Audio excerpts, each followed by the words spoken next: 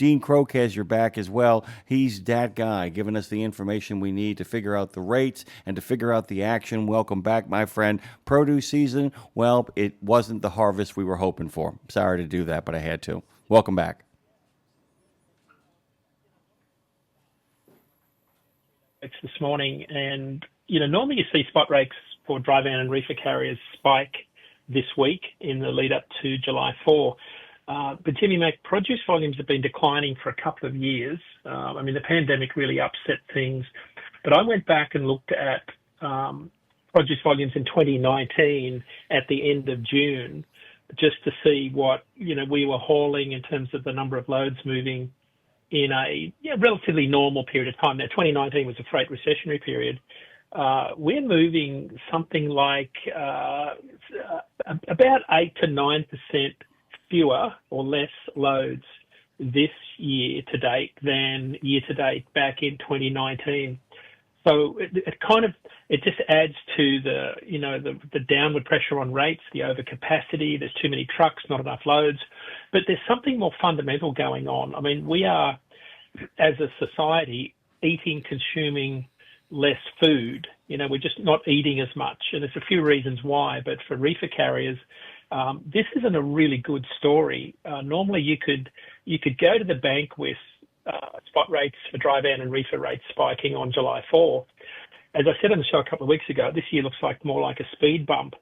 And that's pretty much how it's panning out. I mean, you look at, typically California, if you look at this week in the year, which is the busiest shipping week for produce in the year, especially out of California, California is normally about 25% of national volumes for refrigerated produce. This year it's 19%. So, and I've always said that as goes California, so does the rest of the nation for refrigerated rates. And that's generally held true for the last couple of decades. But we're seeing less volume come out of what I call a bellwether state, if you're thinking about refrigerated rates. To put that into context, it's about 26,000 fewer truckloads of fruit and vegetables out of California this year.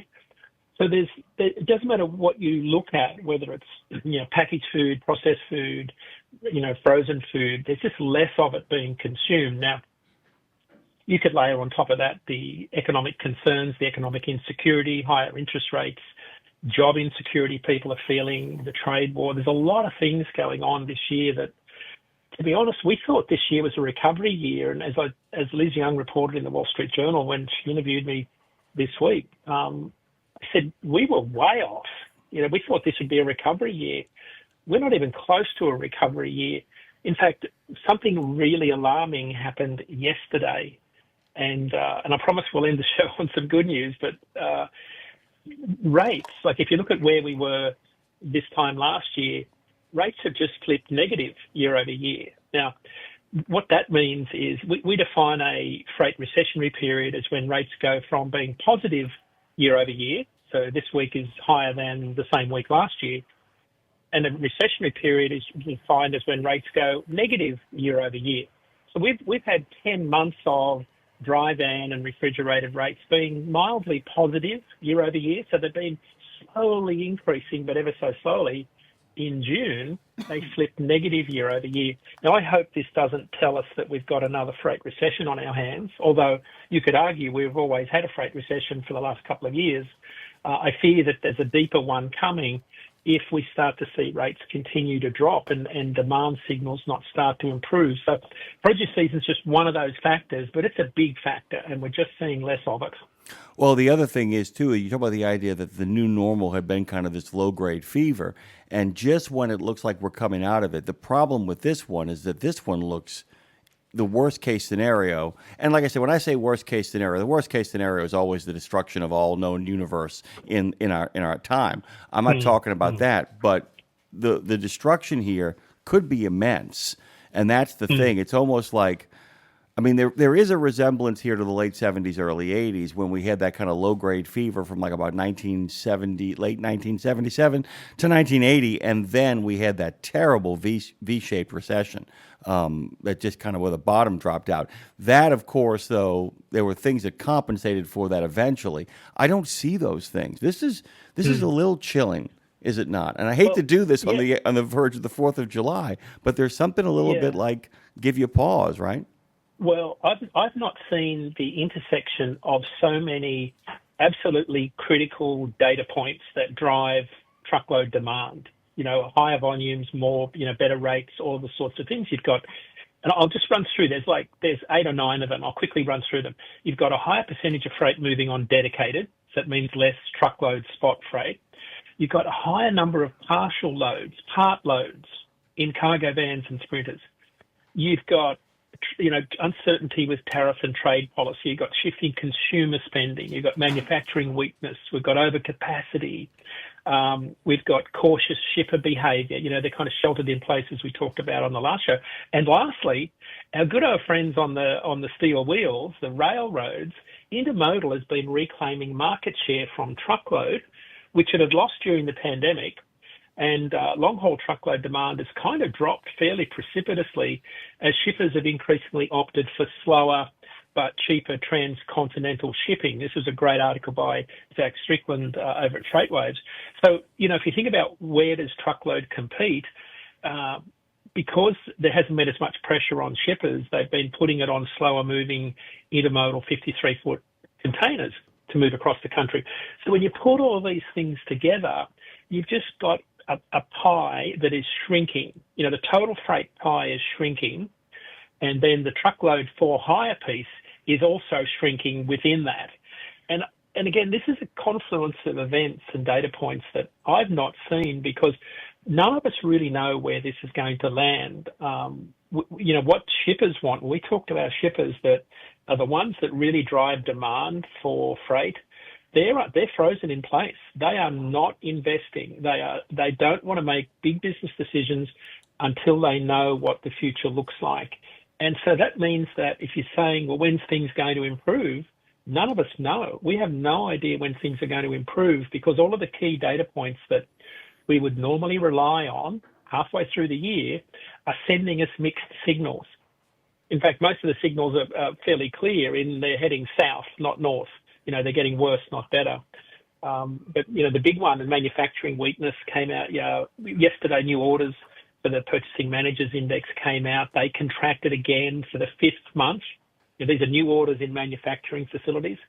So it's a bizarre situation to be in the summer because everybody's going to take time off now for the next couple of months, and that means much softer demand. And I think that's going to mean, tough times for carriers ahead. I just hope that everybody's well prepared for this because we don't know where this lands.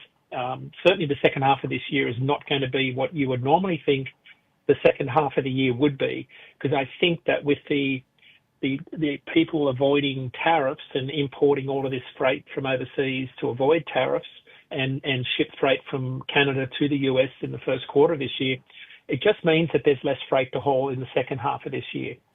So I think if you're saying to yourself, will they improve this year? We don't know.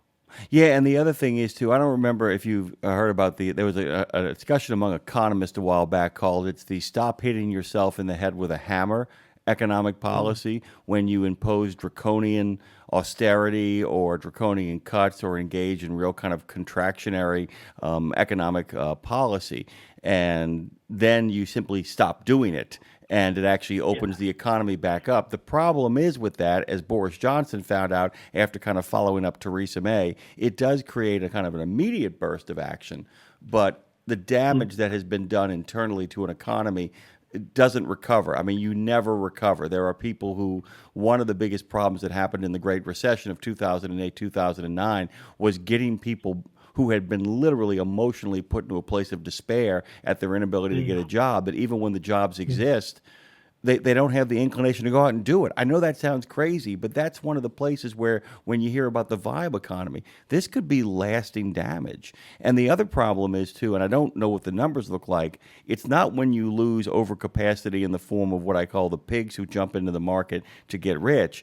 It's when you drive people out of the market who had institutional knowledge and skill who never come back. And it makes it really hard for the sector to recover if, in fact, this goes on too long. Am I doing okay with that? Oh, you're 100% right. Like this week we had some really, really bad news. One of the largest 138-year-old company, one of our largest packaged food processing companies. 138 years they've been in business, declared bankruptcy. And they cited reduced consumer spending of packaged goods, like processed foods, baked goods, snacks, alcohol, all those things, in that packaged food, think cans of food. People are eating less of the processed canned food and more fresh food. And so when you have the numbers show that packaged food in those types of areas that this company makes have been declining for a couple of years, down 4 to 5% in the last 2 years. So when you see that sort of stuff and you hear news of a 138-year-old shipper going bankrupt, that's a warning sign that things aren't healthy for the shippers side of our community. They're really struggling. And I think that's maybe the tip of the iceberg. I sincerely hope it's not. But they went down taking a number of, truckload carriers and brokers with them, which is not good. But this is sort of a warning sign to us all that we're in a area of, a part of time here that is there's some systemic changes that are going on right now that, these are permanent. There's some, as I put in my talking points there to talk about, the Ozempic effect is having a huge impact on fewer truckloads of freight. People have shifted their buying patterns. And then you overlay all of the economic uncertainty and higher interest rates. You can see, I can see very clearly why there's fewer truckloads of freight out there. And there's still more trucks, and the problem is that we're trying to find where trucks and loads get equal, like what they call equilibrium, market equilibrium. And right now we've still got more trucks than loads because the volume of loads is dropping, and it's dropping faster than the number of trucks are dropping. So you have this sort of one chasing the other on this downhill slope. It's kind of a race to the bottom. And I think and I'll sort of wrap up this thought with some data that came out yesterday from ACT Research. New Class 8 truck orders for the month of June just came out. They're down 39% year over year. Now, this is typically the weakest point in the year for orders of brand new Class 8 trucks. So what does that mean? Well, it means that 80% of the freight moves on contract freight, mostly the large carriers that buy new trucks. Well, they've just ordered almost 40% fewer trucks this June than last June. So it tells you about how little confidence they have in demand increasing for the rest of the year. Because remember, these trucks take 6 to 9 months to come out of the factories. So this is where they're thinking demand is going to be in 6 to 9 months, maybe towards the end of the year. So again, it's just another data point that says there's so much uncertainty in the market. But I think if you wanted to say what's the good news here, I think the good news is when the market turns, it's going to be rapid, it'll be fast, and we'll be off to the races. And you need to be in really good shape when that happens. But we don't know when. That's the problem. Yeah, I always make the joke. I constantly quote, "They might be giants. You got to hold on tight so not to get thrown to the wolves. But if, in fact, you can hold on tight, you can come out the other side of this." Really quickly, I'm going to make you laugh. Our good friend Forat on the Tube of You just wrote 2 words, Del Monte. And then the Paranormal Pie Man said, "I didn't expect to be empty in 20 minutes here. Was 6 hours the last time he was there." Forat then said, "The Green Giant is extra jolly with the fall of Del Monte." Like I said, some of these guys out there know exactly what they're seeing because everybody that's actually participating on the YouTube are actually long-time drivers, 20, 25, 30-year sort of veterans of this whole thing. Really quickly, before we shift gears, I do want you mentioned people eating more fresh produce and all that stuff because it's the tip of the frozen broccoli. But you actually talked about the Ozempic effect too, right? Mm-hmm. So I've been watching this for a couple of years, and they're called GLP-1s or the Ozempic effect, and there's a bunch of them that are, but they essentially these weekly injections people take to it reduces the food noise. It's a way to cut back on food consumption. It takes away your appetite, lose an appetite for food, processed food, sugary drinks, things like that, and what's happened is that the studies have shown that people that are on these Ozempic-type drugs spend less. And they spend, they've cut their grocery bills by, on average, 5.5%. It's up to 9% for higher income households. But a particularly steep decline in things like salty snacks, sugary drinks, sweet baked foods, and alcohol. So again, these are all things that we put in the back of our trailers. So if people are, so how many people? We think about 8 to 10% of the US population are using these GLPs. And I'll quickly run you through the math.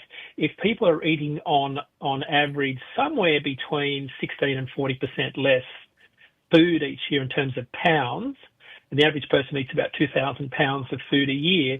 So just back of the envelope math, if you say the average person eats 500 pounds of food less each year and 8 to 10% of the population are using them, it's about a 2% decrease in truckload volume, or almost 500,000 fewer truckloads of food and beverage because of this alone.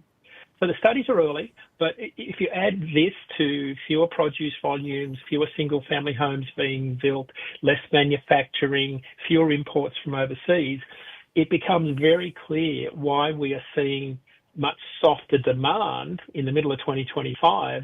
And I think, Jimmy Mac, this is one of these systemic changes to freight patterns that we are seeing, because I've been trying to figure out why refrigerated volumes in particular declining over the last few years, trying to take out the impact of the pandemic. This is one, the Ozempic effect is one that is starting to have some statistical data, meaning behind it. It looks like it's real, notwithstanding all of the great health benefits that are coming from it. There's lots of studies that need to be done to look at the side effects of it, but there's no question that people are eating less, they're buying less, and it's changing our freight patterns, not just the volume of freight, but the type of freight that's moving.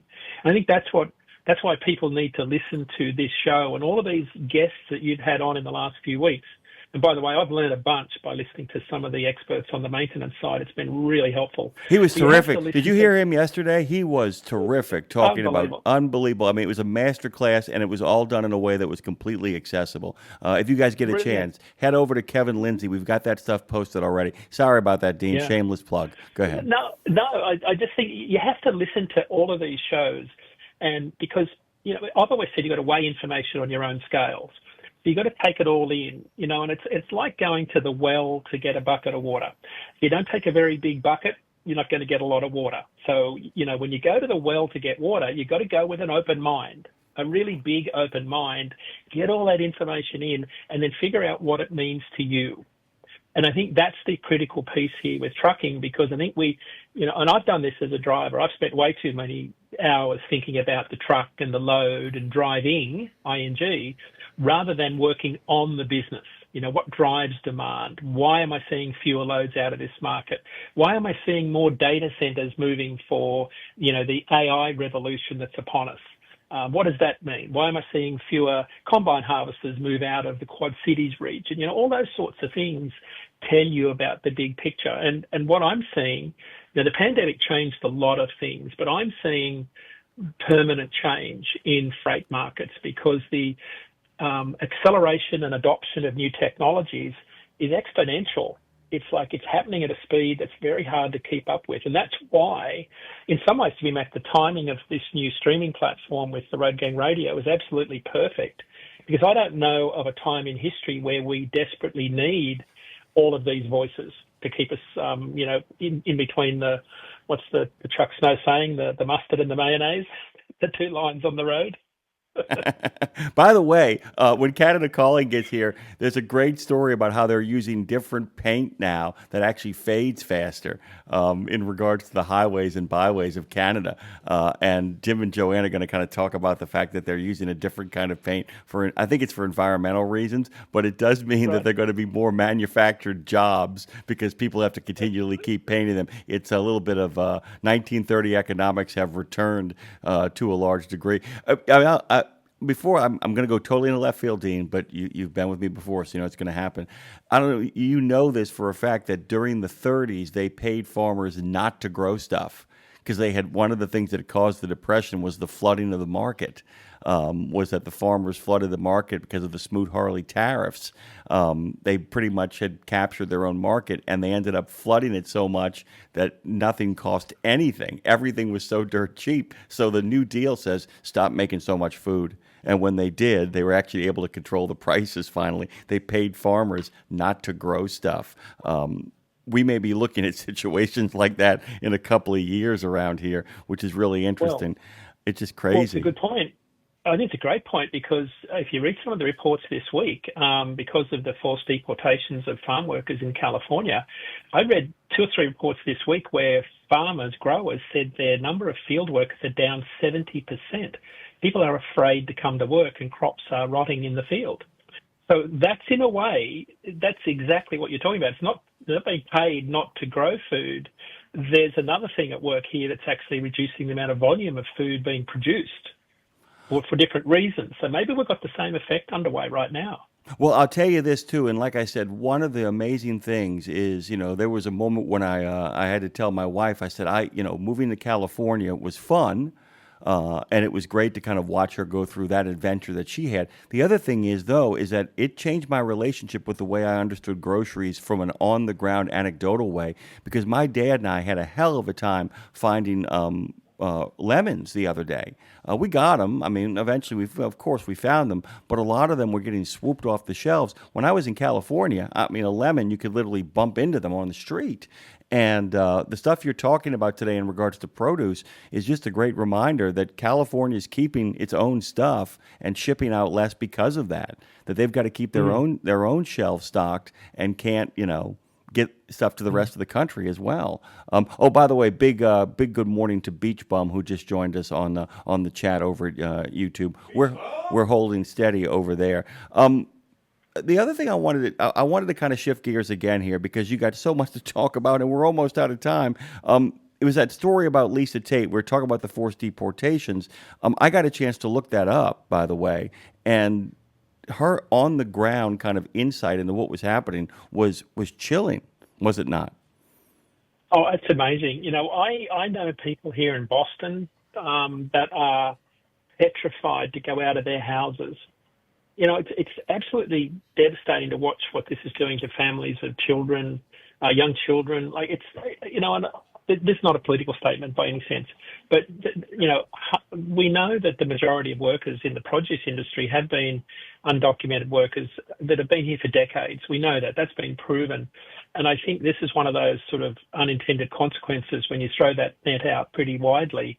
These are hard jobs, Jimmy Mack. I've been out to Salinas and watched these people bend over in 100-degree heat. It's back-breaking work. I've picked produce in Australia. It is really hard Brutal. work. It is brutal. We desperately need people to do these jobs. So I don't know where this lands, whether they get an exemption, because we really need our food service industry people. These are hard jobs that a lot of people don't want to do. And I think what that means is, again, if you say, well, why are we moving less produce this year? This is one of the factors. I think farmers they're probably getting better prices, but less volume. So maybe their, gross profit total is down. So that's not necessarily a win, but we've just seen less produce volumes over the course of this year. And I think that's one of the big factors. It's also a big argument in the administration because the president of the United States, when it comes to produce and farmers, really seems to get it. His buddy, Stephen Miller, wants to just deport the whole country. And at some point, there was an economist a couple of years ago who was against all the illegal workers in the field, but his solution, I thought, was dazzling. What he thought they should do was stop deporting the farm workers and literally hit the people who were using them hard and say, you need to set up a system to get these people green carded and onboarded legally and start penalizing them and not the people who are doing the picking for us. There's all kinds of interesting solutions. Dean, we got about 2 minutes here. I can't believe it. This always happens with us. Can you talk a little bit about domestic manufacturing really quickly, and then we'll shuffle off? And if you want to throw in good news instead, that is welcomed as well. So. Yeah, manufacturing numbers came out. We touched on it earlier, and everybody can get this on the first of the month. It's the first Tuesday of the month, certainly at least at 10 a.m. The Institute of Manufacturing pushes out a survey of manufacturing companies. So the number is, why would you care? Well, the actual headline number closely correlates to flatbed and dry vans rates. So the number came out at 49. It was up from 48.5. For those not in the data world, it's what they call a diffusion index. Anything above 50 means the economy is expanding. Anything below 50 means it's contracting. It's been below 50 for quite a few months, but bouncing around at just under that level. The more important number, though, was new orders contracted for the fifth month. It's down to 46.4. that kind of reflects some of the weakening demand. And I'll sort of wrap up with a couple of quotes from survey respondents. There was not a lot of optimism there. One of the folks in a fabricated metal business said that business has notably slowed in the last 6 weeks. Customers don't want to make commitments in the wake of massive tariffs. And a machinery manufacturer said the tariff mess has utterly stopped sales globally and domestically. Everyone is on pause. Orders have collapsed. So when you read the survey report and they quote all of the comments that people make, it just doesn't paint a good picture for the second half of the year, because domestic manufacturing accounts for about 60 to 65% of our ton miles in the truckload sector. You know, the Showtime's load that he's picking up and Chowder's load, all those loads that they're picking up, most of them come as a result of domestic manufacturing. The direction we're heading in is not good, but I think the fact that, you know, people are on pause with new orders, that kind of tells you that it's going to take a long time, certainly well into next year, before this economy really starts to pick up again. The road ahead is very uncertain. I will say this, and I'm speaking for Dean here. I hope we are both absolutely wrong. You bet. I hope we wake up one September morning towards the end of September and the game has changed completely and we're roaring. We're roaring with Dean Croke here, who joined us for the first hour of Road Gang Radio. Don't be surprised if you hear more from DAT Guy in the coming weeks. We love having you, brother. Happy 4th of July. Yeah, happy 4th to you. Be safe, everybody, especially those truckers out there traveling. Be careful. He's got a lot of great content as well, guys. Just go check out Dean Croke.